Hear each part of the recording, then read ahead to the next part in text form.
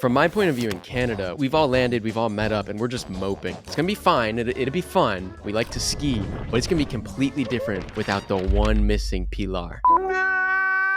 I'm with the guys, we had like barbecue or whatever for lunch, and I go on a long walk with them. I haven't been on my phone for like 2 hours. I get in the car, I'm dropping them off to get in their car or whatever. I just see like 8 text messages on my phone. 3 of them are invisible ink from you, and I'm like, what the hell's going on here? He's like, dude, I'm gonna send invisible ink messages. You get it? I'm on a plane right now. Okay? Don't ask questions. Here's what I need you to do. And I'm like, oh, No! Is this just me? Welcome back to the Smart Nonsense podcast, where we talk about smart nonsense. We're catching everyone off guard. Everybody's caught off guard, dude, because it's I didn't even get morning. to. I was gonna clap to sync the camera and the audio here, but Don't we just need go it. straight into it. Don't need it. Welcome back, Pop. March 20th, Wait, 2024. Oh no. how's this? Did you hit work? record? What, did I go too preemptive? Oh, Oh hey, no, that's for a different. Sorry, he's guys. holding First up. time shooting a podcast. He just for any audio listeners, he just holds up like a important component in the audio recording process, and there is no cord going into it. No, I realized that was from your mic because you were here when we shot a pod, but you wouldn't know because our feedback loop's 6 months. Nice, dude. What's up? What are we talking about? Probably skiing, right? Well, Skiing's yeah. the worst thing ever. yeah, right. Which if I anyone's here to acknowledge. hang with us. No, skiing- Incredibly privileged thing to be able to say. Skiing in the the worst thing Canadian Rockies is the worst thing ever. I just think there's 2 types of skiers, and I found myself in the wrong type, the wrong camp, and I didn't realize that was a thing. But did you? Do we want to go all the way into, like, I forgot about the passport debacle? Yeah. You don't realize that's the debacle. that's why we're talking about this in the first place, dude. Well, okay, so before we get to that major debacle, which is actually unbelievable, let me give some context, which is when I first went skiing with you.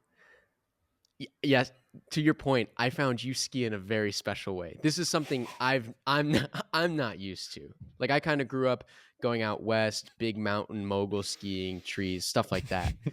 And man, one, East Coast skiing is butt.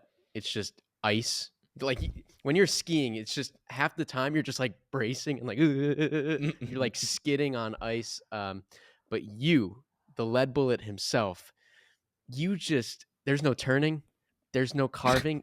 It's just knees cocked, arms back, lead bullet Raw down the mountain. power, dude. Raw power, Yeah. hitting every single jump you can, even little bumps and jumps that aren't jumps. Anything's a jump if you're going fast enough. Exactly. So that's all I do on these icy cliffs out here in the Northeast. Never been out west in my life. That was your idea. You're like, boys, I've never been out west. This year, this is the year. We must fly west.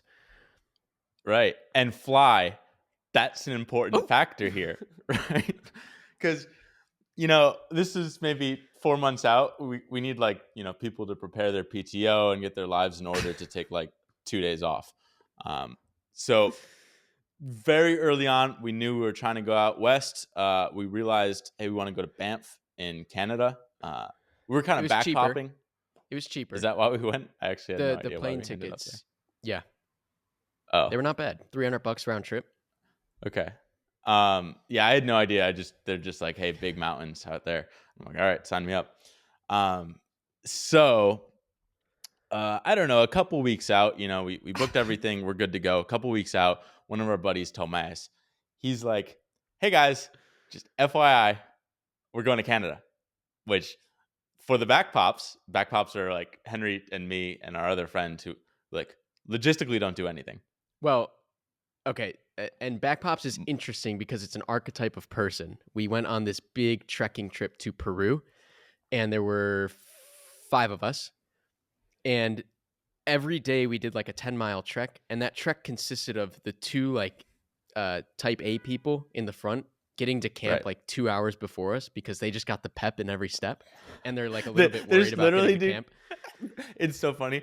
Our one friend Shivan, well, his name's Kevin, but we also call him Scout because he's like 30 feet in front of everyone, like scouting the terrain and the trail, and then behind him another 15 feet. So they're not like together. There's a But it gap between them. compounds. There Right.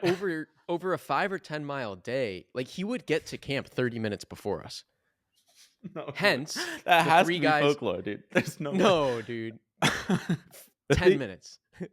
A long time. Yeah, he'd be like, the sun was going down. I was worried. And Right. so where the Backpops come from, because everybody's nickname in our friend group is Pop, but the Backpops are the 3 guys that, I mean, just hanging back, not a care in the world, Right. the laziest, most useless, but having a great time because we're stopping and Right. smelling in the roses. And we're Right. joking and we're banting. It's pure like ignorance is bliss. We have no idea what's going on. We're just along for the ride. Um, and there's a joke like our other friend Ais, he's a traditional back pop. There are the 3 of us. He's got bad knees, so he's just naturally in the back. The mule. But we also like when we went to Europe post grad, we had nothing booked at all. Like we just showed up in Italy and we're like, time to figure out what we're gonna do, and like literally like not even hotels or anything. Um, that's the end. And we get there, dude. There's you know the story already, but like the big bus, we didn't take taxis or subways or anything. I guess Rome doesn't have subways, but like we literally just got a big bus ticket for the entire weekend on off, and that was our taxi. So we're like, we're gonna go across town like a mile, which would normally take like 5 minutes in a taxi. We're gonna get on the big bus for half an hour and fucking take a nap till we get there. Get We the just rode that same around for tour days. over and over again. Legit, dude. We do different languages just so we could learn. Point is, Ice is on that Backpops. trip because he doesn't know how to ski. He's from Miami, but we do supposedly. I don't really, which we learned later on. But Tom says, "Hey, Backpops, another country. Make sure you bring your passport." I'm like, dude, fucking don't have to ask me Jeez, twice. dude. That's cheese. Let me just. I literally went immediately saw the text. I got my passport, put it right in my suitcase. I'm like, I am not missing this thing, and I got an air tag on it too, so literally cannot lose. So pretty much foolproof at this point. Now, time's getting closer. Frontpop schedule and everything. Everything's booked. Rental car. Like, I guess we are just gonna like buy our lift tickets there because it was cheaper, even though it really wasn't cheaper. But like everything's good to go. And now, I kind of got sick. So like the night before, I was supposed to go to a hockey game, but I missed my hockey game. And then it was like 10 p.m. or something. And our flight's like literally 4 p.m. the next day. I go and I'm like, oh shit, I missed check-in. Let me just check in now. Because it's fucking tomorrow. So I pull out my passport, which is tucked away in my suitcase, like perfect placement there. And I go and I open it up, and like the first thing I see on the date, just like see the date of expiration is 2024. I'm like, all right, well, that's not a good sign, right? 2024, we're not that deep in, it's start of March, Q1. 2024, Q1. So like of the Qs, 3 out of 4 are good, right? At least. Problem is, dude, I'm in Q1. Everyone's in Q1 because that's just the heavy hitters. So it expired in February of 2024, which is literally 3 weeks before this trip, which presents, some would say, an insurmountable problem. Yes. Because now you have to travel internationally without a passport. Oh, he's an illegal immigrant. Right. My first reaction though is like, okay, that's a problem, but like doesn't really sink in because in my head, I'm like, I planned for this. I planned for this exact moment because just a couple months prior, I got my New York State ID. And on that, I ran my premium economy because they're like, hey, do you want like the super mega upgraded like 2024 special ID that can get you into Canada? Like, fucking God knows I want that because who knows what will happen. So I get stoked because I'm like, oh wait, my ID can get me into Canada. I'm gonna be flying good and clear. I pull that thing out, and like in the fine print, I see the enhanced New York State ID is only good for entering by land or sea. Fucking missing my Marine. medium, dude. Marine specifically, I think. Yeah, with right, right, Land crossing or marine crossings. You're like, well, right, let me right. just Because it get in could be my a river. submarine and meet you guys at Revelstoke. Which honestly, that wasn't off the list of possibilities. Because now I realize I'm in a jam. The boys are going on a trip which was started by me that now I cannot That legally participate also, in.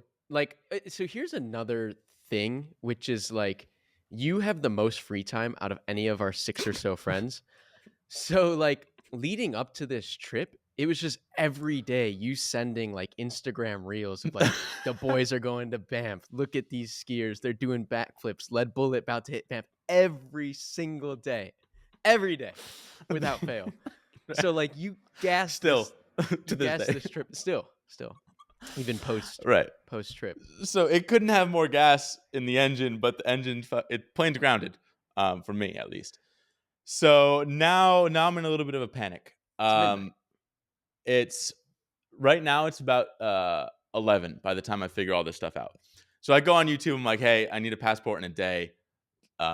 Less than a day, really, because it's in like 15 hours, a little beyond. But basically, I come across a video that's like, hey, you can like get an emergency passport, sometimes in a day if you're like super duper lucky. And I'm like, dude, call me a leprechaun, like Mr. Luck out here. So let me figure this out.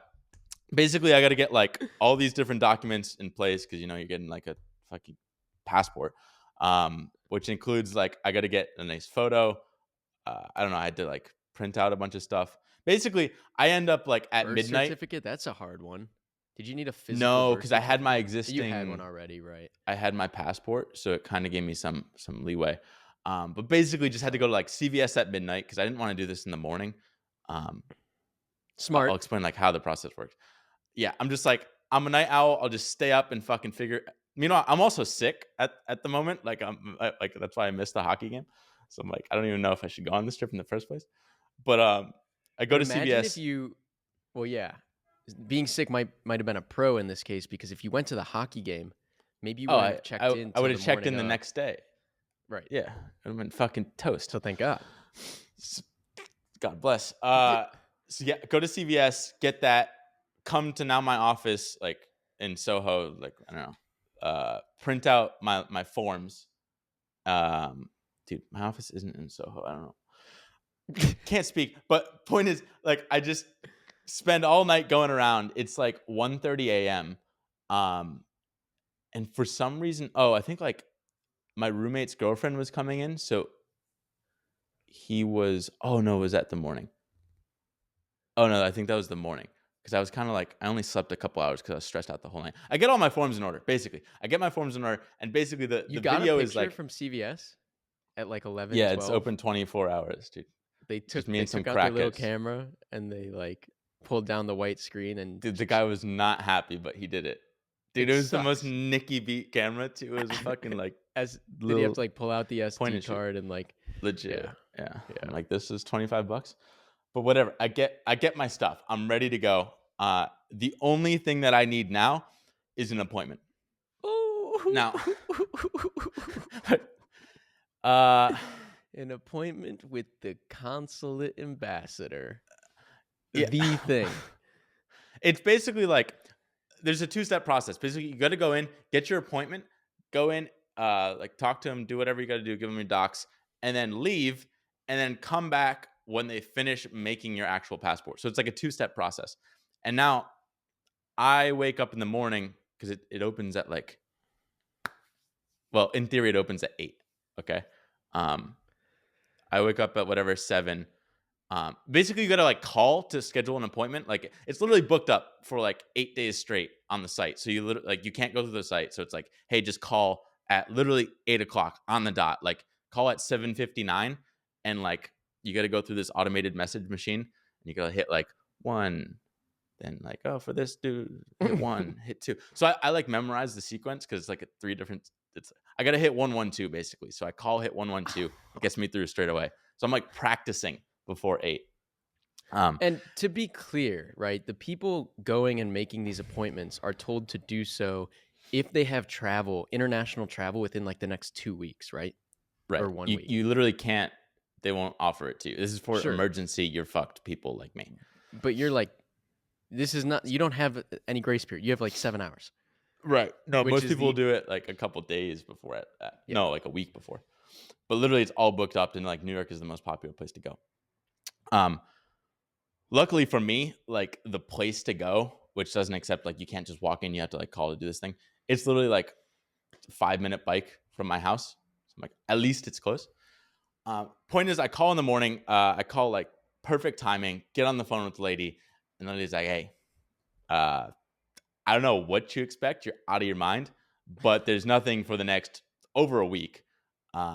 If you want, I can see just open right now in Philadelphia. There's an appointment in an hour." I'm like, fucking 9 a.m. appointment in Philadelphia. It's 8 a.m. Like, I don't have a vehicle. I'm not going to get there. It's like an hour and a half to get there at least. So basically, I'm cooked. I say no. And she's like, all right, just keep calling back and like maybe something happens. I keep calling back like every couple minutes for basically half an hour. At the end, I'm like, hey, I'm fucking sick of just talking to people. And I got to like tell them my whole story before I even get into it. And so I'm like, is there like a more efficient way for me to check? Like, oh, you could just go on the website and just refresh all the time. That's the same system we use. Like, fucking, why was I doing this in the first place? So now basically it's 8:30. My flight's at 4. It's We're all on international our way flight. to Canada. Yeah. We're on Boys our are flights. basically, yeah. They're like, Dylan's fucked. There's no fuck. Like, good luck, dude. No, they're very supportive throughout the process, actually.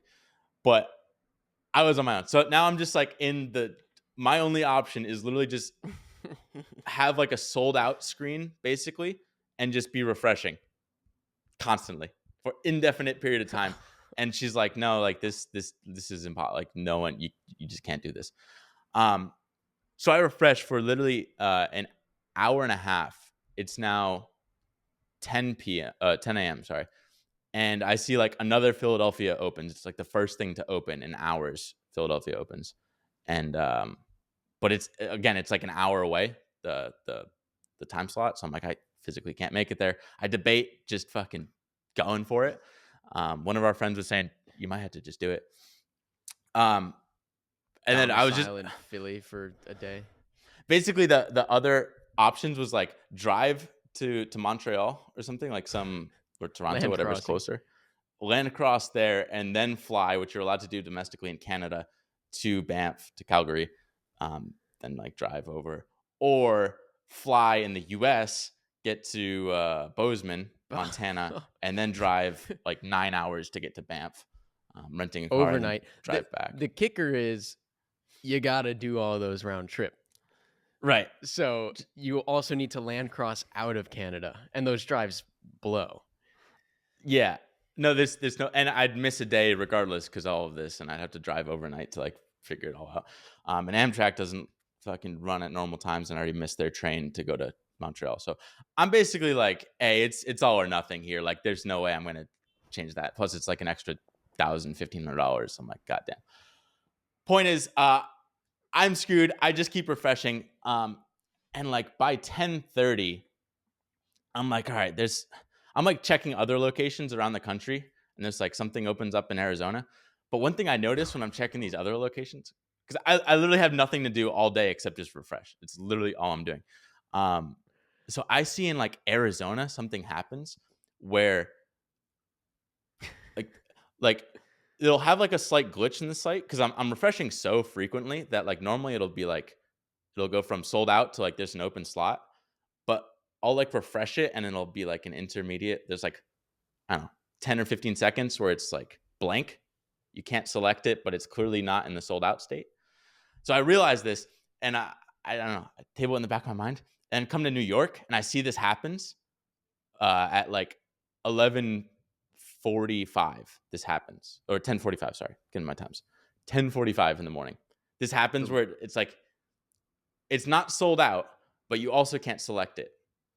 Meaning there's like potentially a slot available in the next week. So I'm like, this is my one fucking Hail Mary of hope. So now I know just like super refresh, like go from refreshing every 5 seconds down to every 1 second, just hoping to like get the select first. And then dude, fucking miracle, 10:47, it finally like opens up and it's like, hey, we got an appointment at 11 in New York, which is in 13 minutes, which is like literally like if you I can get in at 11, have to do my interview, then they somehow have to make a passport that then gets to me before I go to the flight international at 4. I'll just kind of fast forward, get there. There's like a fucking 30-minute line. I'm like late to it. I don't actually get up to the stand until like noon. And she's like, all right, you got your docs? I'm like, yeah. She's like, okay, cool. Like, when's your flight? I'm like, 4 hours. She's like, dude, the passport takes 4 hours to make.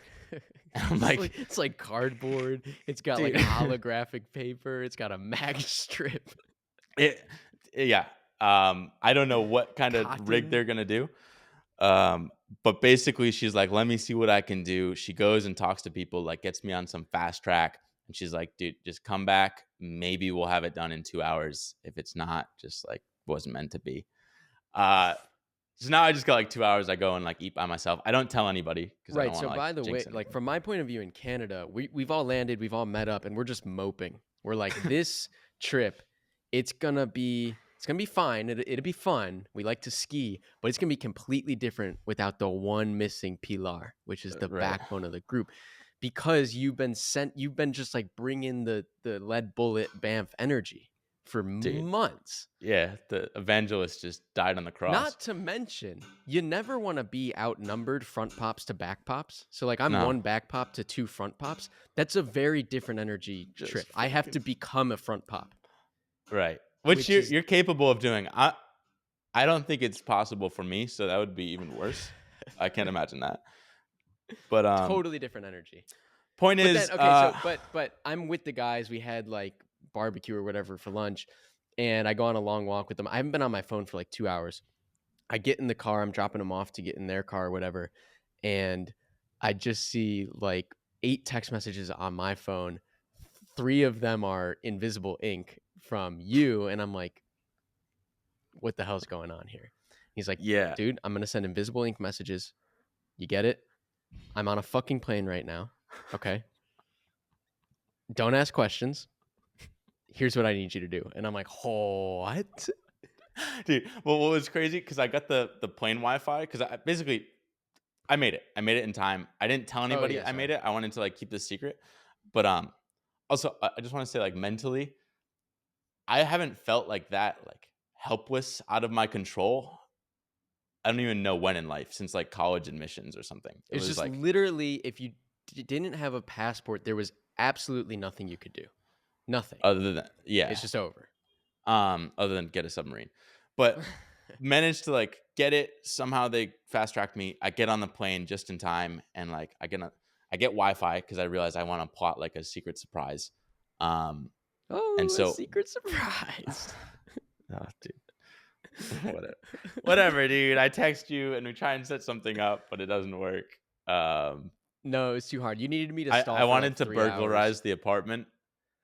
I Oh, literally yeah. thought, I was like, should I be texting this guy right now? Because I thought the most probable thing you did was you said, fuck it. I'm going to go on an expired passport. I'm just going to do my best. I'm going to see if they make a mistake going through security. Like, I thought you were on this plane with an expired passport. And I was like, I've seen people text things on planes and get scrambled with fighter jets. Like, text a bomb threat while on the plane. So I was like, am I texting an illegal immigrant? And is Canada Passport Control going to get word of this because everything's being scrubbed all the time? That was my most probable. Right, because I wasn't telling you any No. details. I was just like straight to the point. But no, I actually had like a legitimate sick 10-year passport in hand. Just didn't want to tell you. 1.5 hour passport. Basically, we couldn't link it up. So like you guys go back to Banff, which is like an hour and a half away. I land later. I Uber there, and I want to do this thing where like you guys are at the hot tub or something, and I come and I fucking like rough up the apartment and like fucking tip the TV and like turn the table upside down and then like hide and jump out and hopefully no one stabbed me. Didn't work out because the hot tub was closed, so I just had to surprise our friends and they were naked and it was cool. So Roll the that Actually, I think it was one of our best surprise clips ever. Like, you see, I have footage of Tomas. Tom. Yeah. Like, Oh, in I got utter sheeved disbelief. too. Oh yeah, But he's naked. yeah, he was butt naked, coming out of the shower. It was like I was texting you all day, so I knew, but like I can't even explain just how much hope was lost. Like we talked about it all afternoon. It was just you were not coming. You were not making this trip. It was over. So I can't even imagine like what was going through Tom's head when you showed up in the closet. But we'll roll the clip. Yeah, just pure confusion. Should we do a couple then skiing takeaways? Yeah, you lead here. Okay, so dude, let me just say really quick. The problem with the surprise, I was in the closet for a good like 5 minutes. Just like it's really tough to know like when to come out on cue. Just like this is not something a lot of people encounter most days. But it was really tricky. I was just like mentally one of the more difficult parts of that day. It was good. Basically what ended up happening is I just like explicitly turned the conversation to you. And then Tom started talking about you, and then you like took and dropped a hanger from the closet. No, I didn't. I just hit it by accident. Oh, it was just perfect timing. It was perfect because it got all of us to perk up. Like, why did a hanger just drop out of the closet? Right. And then you come out, and his mind was blown. You can't believe he just gave up? He just gave up. Dude, he's gonna drive 10 hours from Bozeman overnight? Yeah, you could have. Would you? Yeah. Tomas. To pop? To pop? To pop. May he rest in peace. Whoa! No! Is this just me? What? Easy now, Tomas. You think I was coming from Bozeman? Yes, sir! What? Are you kidding me? Yeah. Takeaways. Pretty much sorcery. Takeaways. Okay, so I explained earlier how you're the lead bullet and you have a very East Coast, just bomb the mountain, jump off everything, get as much airtime as you possibly can mentality to skiing. West Coast skiing is very much like huge mountains with a ton of vertical distance, big like alpine trees, deep powder, and moguls. Right. It's just so different from East Coast skiing, and I don't think you knew that. No, well, I didn't realize. I'm trying to think of an analogy.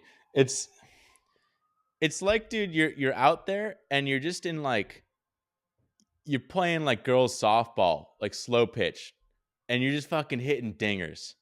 Like, dude, I'm invincible. I can hit dingers. And then you face a real pitcher with 90-mile-an-hour fastballs, and you're just whiffing on everything. Like, you're just like, I could literally max out a black diamond on the East Coast, go to the West Coast. If you lead bullet, you will just die. Yeah. And that's the thing with the lead bullet. I never learned how to carve. I legit don't know. So if you don't know how to carve on this shit, you're dead. On the mountain as fast as you can. Like, there's not much control. No, and dude. you're just yeah. I got fucking. The other thing too, it's a scale thing, right? Like on the East Coast, it's similar to skiing in the Midwest even. Like when you go to the top of the mountain, you're skiing down to the bottom of the mountain almost every time. You're like, everything on the mountain funnels into one chute, and it takes like 6 minutes. Mm-hmm. In the West Coast, like the expanse of mountains, it's just it's a different ballgame. Basically, where you maxed out on the East Coast is where you're starting on the West Coast. Right. Well, one thing I'll say too, on the East Coast, I basically have like only two rules. One, I don't do moguls. I hate them. I'm not here for a workout. I'm here to have fun. Moguls fucking suck. Number two, I don't do trees. I hate glades. Like, it literally is just like risking my life. Like, all I want to do is just go off jumps. But I know I'll make some sacrifices if I have to here and there. Turns out here and there was the whole trip. Right. So first thing, and I think this is very. I mean, this is what I do when we go out west. It's just first thing is we ride up the ski lift, which Backpops, we have no clue where we're going. We get off the ski lift, immediately double black tree powder moguls. Immediately. And then just all day. So right off the bat, you were just like, well, it turns out I don't like skiing because this is not it. This is taxing.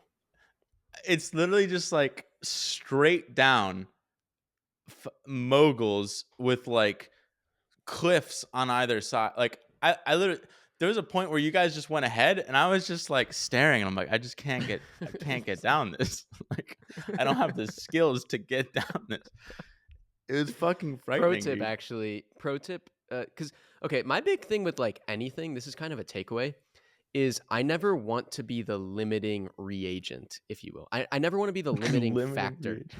I never want to be the limiting factor for like any activity, be it scuba diving, be it skiing, be it swimming, be it, like whatever. It's a problem for our friend group because they're all really good at like my everything. mentality is like, I don't think you have to be good at everything or great at everything, but you should be competent enough to like get down a double black safely.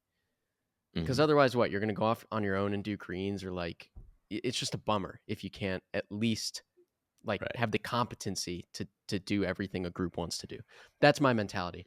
So my pro tip is like, it is daunting when you're at the top, but like you can always just slide sideways down a double black diamond.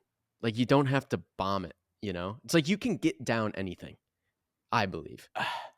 My issue, because there were points where we'd be on this like we like hiked up on this one mountain. We hiked up and like Dude, there was this little like, to be clear, front pops will get off a ski lift, take off their skis, and start hiking. And it's like, there's so much mountain to ski down. They just have to see one person higher than we are, and they're like, we gotta hit that. So yeah, that basically we hike up there, and then it's like it's a mountain we've never been on, so we don't know what's over there. We just see like one or two people going crazy up to the top. We get there, and then it's like this really skinny pass. It's like not much wider than two skis, and like to my left, it's just like you tumble, and you're gonna tumble 1,000 feet. And I'm like, you're not wrong. I don't have the control for like there's not another, like if I start going fast, there's no like there's no room for pizzas, dude. You just fucking figure it out. And I just don't do like, what do you do there? Right. Our buddy's like, well, you just got to flash stop. You just got to flash stop. We're like, what do you mean flash stop? I know I flash stop. I do. He taught me that. I did it once. I thought I was sick, went to do it again and flipped into a tree bed. Like the fucking flash stop, by the way, is like just a quick hockey stop on a very narrow straight. It's when you have nowhere else to go. It's just like the quickest turn your ski sideways to try and slow down. But it's not something a beginner should be doing. So the point is, that was mostly it. It was just like, oh, here's a front pop, back pop dichotomy too. It's like, when you're a front pop, and I don't find this fun at all, but it is like, we are going to get up at 4. We're going to drive 3 hours to the best mountain in the world. We are going to get on the first lift at 8 a.m. We've packed PB&Js so we can eat lunch for 20 minutes on the ski lift. And then we are going to ski till closing at 4:30 p.m. And there is no sitting. There is no chatting. There is no wait. It is just like ski, bomb, ski lift, eat, ski all day. And dude, back pops are like, hey, let's roll up to the mountain at 10. Let's have a good time, good easy time. Let's eat for an hour. Let's get warm. Let's eat hot food. You know, let's pay a premium economy for the lodge food. And then hey, maybe 2:33, we're getting tired. We're done. And that gets you excited to come back like day 2 days with the front pops. They're trying to max vert, dude. They're looking at their stats. They're like, no, we're gonna get more vert in, guys. Let's get straight up to the top. Literally. So day 1, you're just dead. You're dead. This is not a fun ski trip. It is. It's typed. Okay. Here's another pro tip, another lesson learned, another takeaway. The 2 types of fun, right? There's type 1 fun, which is like super fun, in the moment fun. Yay, giggly goo, I'm having fun. That's what back pops like to do. Then there's type 2 fun, which is like in the moment, it's incredibly stressful. It's not fun. It's hard work. But when you look back on it, like 2 weeks later, a month later, 10 years later, you're like, that was fun. That was character building. And Dude, backpops like the instant gratification type 1 type of fun. That's what we like to do. Because I there's think you can something. get both. I think you can get both. Yeah. I just wasn't mentally prepared for what we were doing because I always just envisioned the West is just like wide open powder, do whatever you want. And then first day, in terms of like happiness equals reality minus expectations, uh, first day was like almost no powder, purely trees and moguls for 8 hours straight, no breaks. And I'm like, dude, this is literally my worst nightmare. Like, other than like the nice, like picturesque thing, it's like I don't have, and they want to do moguls and trees that are as vertical as possible. Like, if It's it's double just black. like, They're double black mogul trees. It's everything. right, It's mogul everything the trees mountain has to offer in one run that goes all down the day entire for, vertical of the mountain. So it takes yeah. an hour. So It also takes day an hour. one, I was low key depressed. I'm like, wow, we got to do another 4 days or 3 days of this. Um, but it was. I think what I really liked was we had 4 people, so we could buddy system. We had like front pops, they just were buddies, and best buddies in back, dude. Dude, Uh, tumbling down the mountain. It it was was. just, Dude, I mean, it would take me. We could get into it, but the buddies in the back, the best buddies. dude, it It was was so much just fun. like go through a tree, make one turn, go head first into a snowbank. And it was just that all the way down. Mostly you. I mean, to your point earlier, like you really had no clue what I don't what know how to to ski, do. dude. I thought that's part of the like Like happiness, reality expectations. I thought I knew how to ski. I don't know how to ski, dude. yeah, you made I me thought I feel did. like an expert in the trees. And I'm like, I'm goomba'd out in there. Like I'm not good. But I wasn't falling that much. Right. It was just every time I looked up, you were just skis unclipped, head down in a tree well. dude, Like, dude, our one buddy, this has never happened before. He went over this like big rock or something. It was like a 10-foot rock, and then it just dropped off into an abyss on the other side. Didn't know it was there. So he goes over really slowly, and I'm like, "Yo, Tom, how was it?" Lead Bullet wants to take a hit.